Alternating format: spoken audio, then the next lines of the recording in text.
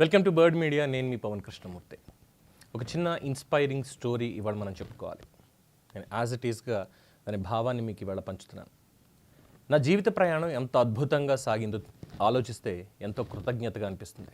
ఈరోజు నేను ఇక్కడ నిలబడి ఉండడానికి కారణం నా జీవితంలో నన్ను మోసిన నడిపించిన మనుషులే. ముందుగా నా కృతజ్ఞతలు నా తల్లిదండ్రులకి, నా భార్యకి, నా పిల్లలకి, నా గురువులకి, నా ప్రియమైన మిత్రులకి, శ్రేయోభిలాషులకి హృదయపూర్వక ధన్యవాదాలు. మీ అందరి సహకారం, మద్దతు, ఆశీర్వాదాల వల్లే నేను ఈ స్థాయికి చేరుకోగలిగాను. మీరు లేక నేను ఏమీ లేను. ఇలా ఎవరన్నా చెప్తారా? ఎక్కడో చాలా తక్కువ మంది, అంటే ఎక్కడ ప్రారంభమయ్యారో అక్కడి నుంచి కూడా ఈరోజు ఏ స్థాయిలో ఉన్నారో అక్కడ దాకా వాళ్ళ ప్రయాణం ఎలా ఉంది అని తలుచుకునేది కష్టం అంటే నిజంగా తెలిసిన వాళ్ళు, కష్టం నిజంగా చూసినటువంటి వాళ్ళు, ఆ శ్రమకి తగ్గ ఫలితం పొందిన వాళ్ళు మాత్రమే ఈ రకంగా మాట్లాడగలరు. సరే, దీంట్లో కంటిన్యూషన్. ఈ ప్రయాణం ఎక్కడ మొదలైందో చెప్పాలంటే 1966 మే 27న రంగారెడ్డి జిల్లాలో ఒక మారుమూల గ్రామంలో వ్యవసాయ కుటుంబంలో జన్మించినటువంటి ఒక బాలుడి కథ. తన చదువు కోసం తల్లి కర్ణాటకలోని బీదర్ సమీపంలో న్యాల్కల్ అనే వెనుకబడిన గ్రామానికి వాళ్ళ అమ్మమ్మ వాళ్ళ ఊరికి పంపించింది. అక్కడే ఆయన పాఠశాలలో చేరారు. 12 ఏళ్ల వయసులోనే 10వ తరగతి పాస్ అయ్యారు. 12 ఏళ్ళకే, అంటే తెలివితేటలు అలా ఉన్నాయి. 15 ఏళ్ళకి మామూలుగా అయితే మనకున్నటువంటి దాని ప్రకారం పాస్ అవుతారు, 15-16 ఏళ్ళు. కానీ 12 ఏళ్ళకి 10వ తరగతి పాస్ అయిపోయారు. ఆ వయసులో చిన్నవాడని చెప్పి పాఠశాల ఫీజు కూడా తీసుకోలేదు. అప్పుడు వాళ్ళ తాతగారు పోరాడారు ఆ అబ్బాయి కోసం. 5 భాషల్లో పాండిత్యం కలిగినటువంటి ఆయన పట్టుదల వల్ల పాఠశాల ఆ ఫీజుని స్వీకరించింది. ఇక ఇంటర్మీడియట్ దానికోసం సంగారెడ్డి వెళ్ళినప్పుడు వాళ్ళ నాన్నగారు 100 రూపాయలు పంపించేవాళ్ళు. అది సరిపోక ఆయన ఈనాడు పేపర్ బాయ్గా కూడా పనిచేశారు. తెల్లవారక ముందే పత్రికలు పంపిణీ చేస్తూ చదువుని కొనసాగించారు. ఆ పోరాటమే ఆయన్ని ఉస్మానియా విశ్వవిద్యాలయానికి తీసుకెళ్ళింది. అక్కడ ఎంకామ్, ఎంఫిల్, ఎల్ఎల్బి పూర్తి చేశారు. అంతకుముందు వికారాబాద్లో ఏఎస్ఏపి డిగ్రీ కాలేజ్లో కాలేజ్ ఫస్ట్ వచ్చారు. ఆయన ఉద్యోగ జీవితం తరగతి గదులు, ప్రభుత్వ కార్యాలయాలతో ప్రారంభమైంది. హైదరాబాద్లో శ్రీ రామచంద్ర డిగ్రీ కాలేజ్లో అసిస్టెంట్ ప్రొఫెసర్గా పనిచేశారు. ఉస్మానియా విశ్వవిద్యాలయంలో విద్యార్థి నాయకుడిగా కూడా వ్యవహరించారు. యూపీఎస్సీ గ్రూప్ 1 పరీక్షలకు ప్రయత్నించారు. తర్వాత రాష్ట్ర ప్రభుత్వంలో ఆడిటర్గా సేవలు అందించారు. 20 ఏళ్ల ప్రభుత్వ సేవ అనంతరం స్వచ్ఛంద పదవీ విరమణ వీఆర్ఎస్ తీసుకున్నారు. ఎందుకనంటే తెలంగాణ ఆవిర్భవించింది, తొలి టీజీపీఎస్పీ సభ్యుడిగా సేవ చేయాలని ఆయనకి పిలుపు వచ్చింది. అయితే ఆయనకి ఉన్నటువంటి అసలు పిలుపు తెలంగాణ ఉద్యమం. 1996 నుంచి 2014 వరకు తెలంగాణ ఉద్యమానికి ఆయన జీవితాన్ని అంకితం చేశారు. స్వామి గౌడ్, శ్రీనివాస్ గౌడ్, దేవిప్రసాద్ ఇలాంటి ఎంతోమంది సహచరులతో కలిసి ఉద్యోగుల టీఎన్జిఓస్ జేఏసీ ఆధ్వర్యంలో ఉద్యోగుల ఉద్యమాన్ని ముందుకు నడిపించారు. ప్రొఫెసర్ కె జయశంకర్ గారు, ప్రొఫెసర్ కోదండరామ్ గారు, వి ప్రకాష్ గారు ఇలాంటి ఎంతోమంది ఉద్యమ నాయకులతో అత్యంత సన్నిహితంగా పనిచేశారు. 2001లో కేసీఆర్ గారు టీఆర్ఎస్ పార్టీ ప్రారంభించేందుకు ప్రోత్సహించిన వాళ్లలో ఆయన కూడా ఒకరు. ఇక 2014 డిసెంబర్ 17 వరకు కూడా తెలంగాణ ఎంప్లాయీస్ అసోసియేషన్ వ్యవస్థాపక అధ్యక్షుడిగా సేవలు అందించారు. తెలంగాణ జాయింట్ యాక్షన్ కమిటీ సహాధ్యక్షుడిగా వ్యవహరించారు. తెలంగాణ విద్యావంతుల వేదిక వ్యవస్థాపక కార్యదర్శిగా కూడా ఆయన పనిచేయడం జరిగింది.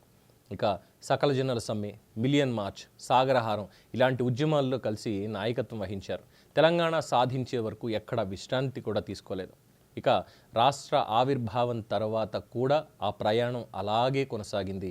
2014లో టీజీపీఎస్సీ సభ్యుడిగా నియమితుడై 2020 వరకు కూడా నిరుద్యోగ యువతకి న్యాయంగా, పారదర్శకంగా సేవలు అందించారు. పక్షపాతం లేకుండా సుమారు 30,000 ఉద్యోగ నియామకాలని నిర్వహించడంలో ఆయన కూడా భాగస్వాములయ్యారు దాంట్లో, ఆ మహాయజ్ఞంలో. ఇక 2021 డిసెంబర్లో ఆయన బీజేపీలో చేరారు. ప్రస్తుతం రాష్ట్ర అధికార ప్రతినిధిగా బాధ్యతలు నిర్వహిస్తున్నారు. ఆయన న్యాయ వృత్తిలో ప్రస్తుతం చాలా బిజీగా ఉన్నారు. అనేక రియల్ ఎస్టేట్ సంస్థలకి, అనేక కార్యాలయాలకి న్యాయ సలహాదారులుగా సేవలు అందిస్తున్నారు. ఆయన నమ్మేది ఏంటంటే చాలా సింపుల్ పాయింట్, కానీ చాలా అత్యున్నతమైనటువంటిదే. విద్య మరియు నైతిక విలువలు ఇంటి నుంచే ప్రారంభమవుతాయి. కుటుంబాలు మార్గనిర్దేశం చేసినప్పుడు సమాజం మారుతుంది. ప్రతి మనిషి జీవితంలో విజయాలు, వైఫల్యాలు కూడా ఉంటాయి. ఈరోజు ఆయన 59వ జన్మదిన సందర్భంగా ఆయన విజయగాథని అందరితో పంచుకోవాలని ఆశించారు. అది ఆయన్ని పొగుడుకోవడానికో, ఆయన సాధించినటువంటి ఘనతలో లేదంటే ఆయన ఉన్నటువంటి స్థాయో చూపించుకోవడానికి మాత్రమే కాదు, ఆ క్రమం ఒక సామాన్యుడి అసామాన్య ప్రయాణం ఎలా జరిగింది, ఎలా సాగింది, ఎలాంటి అడ్డంకులు వచ్చాయి, ఏమేం చేశారు అనేది ఒకసారి తెలియపరచడానికి, అంటే జీవితం ఎలా ఉంటుంది అనేది ఒక మాట చెప్పడానికి, ఒక గ్రామీణ బాలుడికి కుటుంబం, గురువులు, స్నేహితులు అండగా ఉంటే ఎంతటి ఉన్నత స్థాయికి చేరుకోవచ్చో చూపించడానికి ఆయన చెప్పేది ఒక్కటే, సర్వేజన సుఖినో భవంతు, ప్రజలందరూ సుఖ సంతోషాలతో ఉండాలి అని. ఇంతకీ ఆయన ఎవరో చెప్పలేదు కదా, ఆయన చింతలగట్టు విఠల్ గారు. అందరూ చాలా ఎలా పిలుస్తారంటే తెలంగాణ విఠల్ అంటారు. ఆయన అందరూ తెలంగాణ విఠల్ అంటారు. సో ఆయన చెప్పినటువంటిది, ముందుగా మాట్లాడినటువంటిది, ఫస్ట్ ఇందాక చెప్పాను కదా ఇలా ఎవరైనా మాట్లాడతారా అని, చాలా తక్కువ మంది చెప్తారు.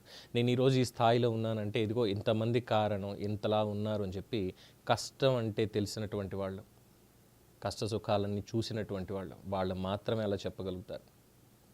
ఇంత స్థాయికి దాదాపు 59 ఏళ్ళు ఇంకా ఇప్పటికీ కూడా అదే ఉత్సాహంతో ఇంకా ఏదో చేయాలి, సమాజానికి ఏదో చెప్పాలి, అలాగే ఆయన ఉన్నటువంటి పార్టీకి ఇంకా ఏదో చేయాలి, ఆ భావజాలాన్ని ఇంకా ముందుకు తీసుకువెళ్ళాలి, ప్రజలందరూ సుఖ సంతోషాలతో ఉండాలని కోరుకుంటున్న మా సన్నిహితులు, నాకు కూడా ఆత్మీయులైనటువంటి తెలంగాణ విఠల్ ఉరఫ్ చింతలగట్టు విఠల్ గారికి హృదయపూర్వక జన్మదిన శుభాకాంక్షలు సార్. మీ జర్నీ చాలా ఇన్స్పైరింగ్, చాలామందికి ఎంతో ఉపయుక్తంగా ఉంటుంది. మీ ఇచ్చేటువంటి సలహాలు కానీ, సూచనలు కానీ, మీరు చెప్పేటువంటివి కానీ, ఇలాగే సంతోషంతో, సుఖ సంతోషాలతో, కుటుంబంతో అందరూ ఆరోగ్యంగా కలకాలం జీవించాలి అని, భగవంతుడు మీకు ఆయురారోగ్యాలు ఇవ్వాలని మనస్ఫూర్తిగా కోరుకుంటున్నాం బర్డ్ మీడియా తరఫున.